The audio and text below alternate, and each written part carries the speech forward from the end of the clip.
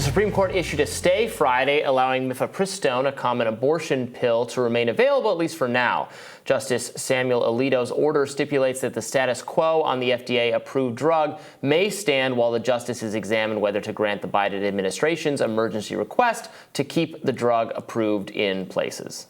Congresswoman Nancy Mace expressed concern that a federal judge's recent ruling against the FDA's approval of Mifepristone would negatively impact women's health and thus turn off voters in purple states. Here she is on Fox News Sunday with Shannon Breen. Let's watch. And I represent a purple district. I talked to a voter the other day, and she left the Republican Party over this issue. She's an independent voter. She's pro-choice. Her gestational limits, for example, are at 14 weeks. I'm a pro-life legislator. I'm at 15 to 20 weeks. And so there's a lot of middle ground. I think it's important in how we talk about these issues and offer solutions. We've got 14 counties in South Carolina that don't have a single OBGYN doctor. So if we're going to ban abortion, what are we doing to make sure women have access to birth control? What are we doing about how do we improve adoption services in our country? What about the kids that are not wanted? What about our foster care system?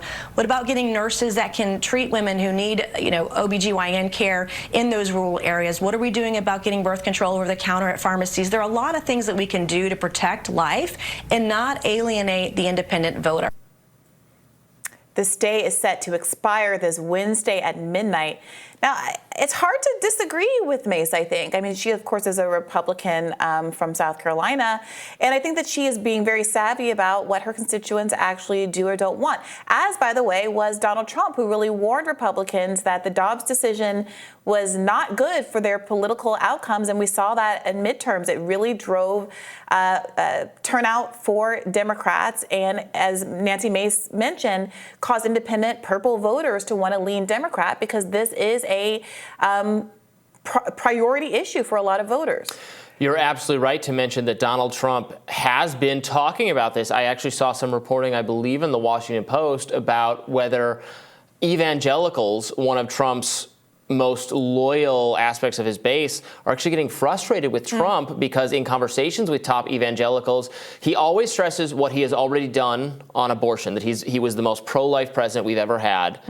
Doesn't say what he's going to do in the future, and it is kind of giving every indication that he does not want to go nearly as far as the very socially conservative base, purely for electoral reasons, because he thinks it's an electoral loser to go as far as some had. And now I think Trump would obviously rather blame the midterm results on the Dobbs ruling than on there being really bad Trump handpicked candidates in several states. Do you think he's wrong about that? Well, it's clearly both. But no, I think the GOP going too far in abortion can motivate voters. Absolutely doesn't help when people like Lindsey Graham say there should be a national abortion ban, when they're trying to block this drug which has been approved for 20 years. Half of all abortions in the United States. The 6-week. Look, most Americans have so a tiny number of Americans have very, very pro-life, abortion should never be permissible ever views,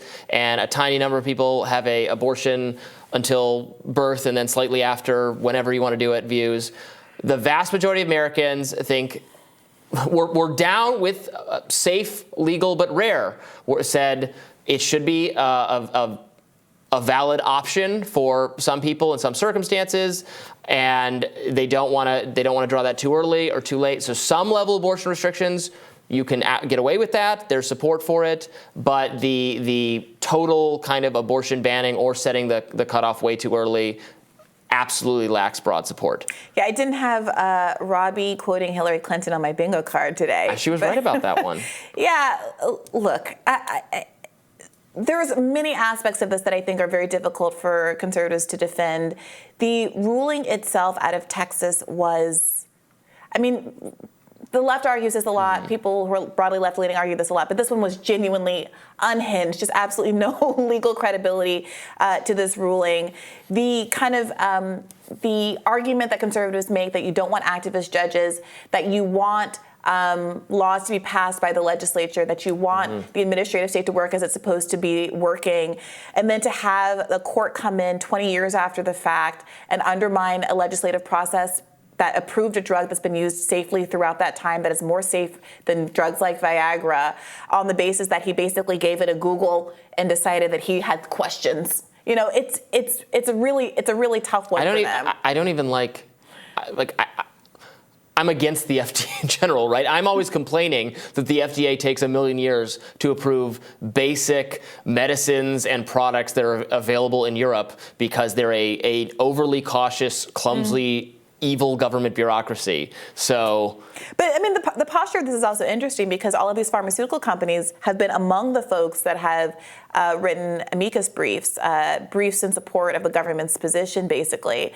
And it is an interesting dynamic in a kind of one of these healthcare fights to have the moneyed interest, the pharmaceutical industry, kind of on the same side as the social justice advocates in this case, because they want to be able to sell the drug that's been used in 50% of abortions. Right, you need medical products to have an abortion. I mean, there's an argument that given how much government funding goes into these products, that there should be significant decoupling from of the for-profit motive from our research and development and things like that. But as it is an interesting case that all of the power isn't just aligned on one side of this, that there's quite a few moneyed interests that are aligned with the interest of also, I appreciate Nancy Mace saying this, and she said this many other times, that, you know, making birth control and things like that more broadly available would be absolutely a good thing, and, you know, can chip away at the need for the women finding themselves in the situation where they might even be considering an abortion. If you have better birth control access, that should not be gate kept. That should be over the counter. Please, again, that's another place where FDA and FDA type bureaucracies are just preventing people from having access to products that would make them better off. Well, there's a lot of political opposition to certain drugs being over the counter, birth control being over the counter in a lot of these red states.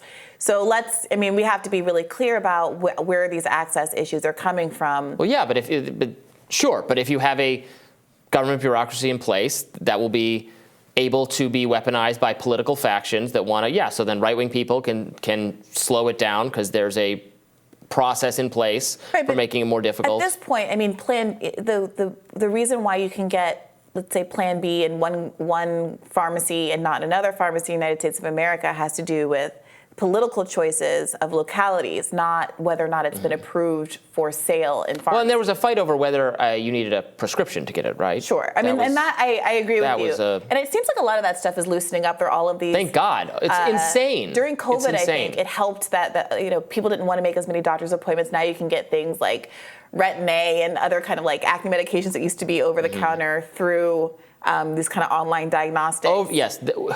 Please, we have to move toward all sorts of those things. Make it easier for people to get whatever medicine or medical products they need. I mean, you shouldn't.